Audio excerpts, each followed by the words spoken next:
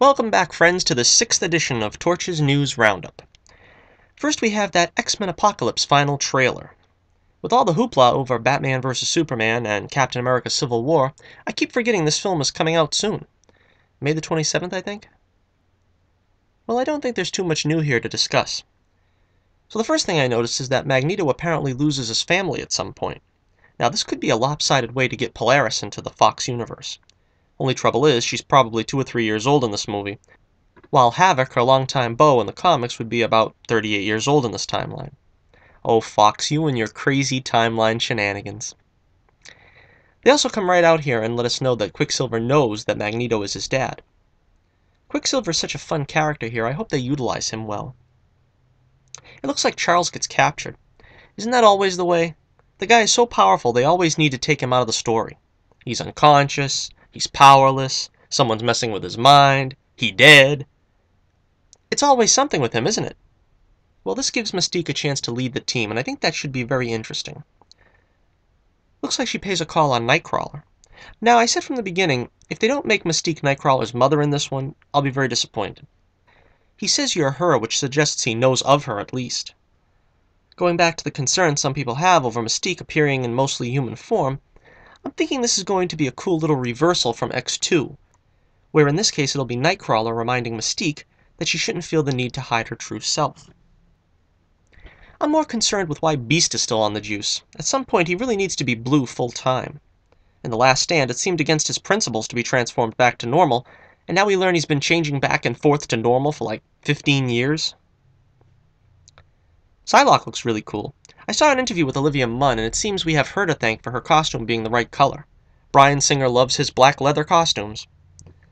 Looks like there's a little bit more color to Mystique's costume involved during one scene, like it's an homage to her iconic comic costume.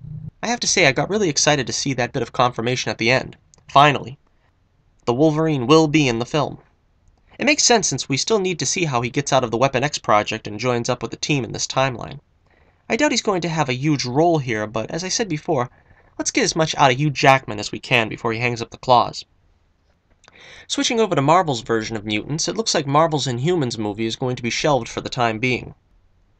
Since announcing the film, Marvel has added Spider-Man Homecoming and the Ant-Man and the Wasp film to their itinerary. So that and Disney's upcoming Indiana Jones 5 are getting the blame. Part of the problem might be the Inhumans are currently figuring prominently on Agents of S.H.I.E.L.D. Could that be tying the hands of Marvel's film division? I'm holding out hope that this is really only a bit of shuffling, and that Marvel will shortly announce a deal with Fox for the FF, similar to the one made with Sony for Spider-Man, allowing the Inhumans to be introduced in a Fantastic Four film where they belong. Let's keep our fingers crossed, shall we? More casting news for the rapidly approaching Wolverine 3 starring Hugh Jackman in his supposedly last go-around as Wolverine. Reportedly, Richard E. Grant has been cast as a mad scientist character, and Stephen Merchant has also been cast in an undisclosed role. Some are saying this would be their take on the Old Man Logan story, but I really hope that's not the case. If this is really Jackman's last film as Logan, they ought to hold off on Old Man Logan and keep Wolverine out of the X-Men universe for like 10 years. Don't recast him. Then after about 10 years, coax Jackman back as Wolverine in the Old Man Logan movie. Hugh would probably come back, and the level of nostalgia would be so high with the prospect of Jackman donning the claws again, they could probably print money. Well, that's what I would do. Wolverine 3 is slated for March 3rd, 2017. I wanted to weigh in on the new Ghostbusters movie. So it's getting a lot of hate from all circles, but I can understand the powers that be's mindset with this movie. It's basically the Force Awakens theology. Give them the original plot again, slap on the modern coat of paint, i.e. a more diverse cast, and hope the nostalgia is enough to sway people into seats. Now for the record, I don't really have a problem with the all-women concept. The original Ghostbusters died with Harold Ramis. Well, Bill Murray killed it long before that, let's be honest. But it's not like I hold out hope for a Ghostbusters 3. Out of respect for the original, I'd prefer if this was a handoff to the next generation and not a full-on reboot, though. The thing to me is, there really isn't much more you can do with the concept. 3 quirky scientists, along with 1 audience surrogate everyman, catch ghosts.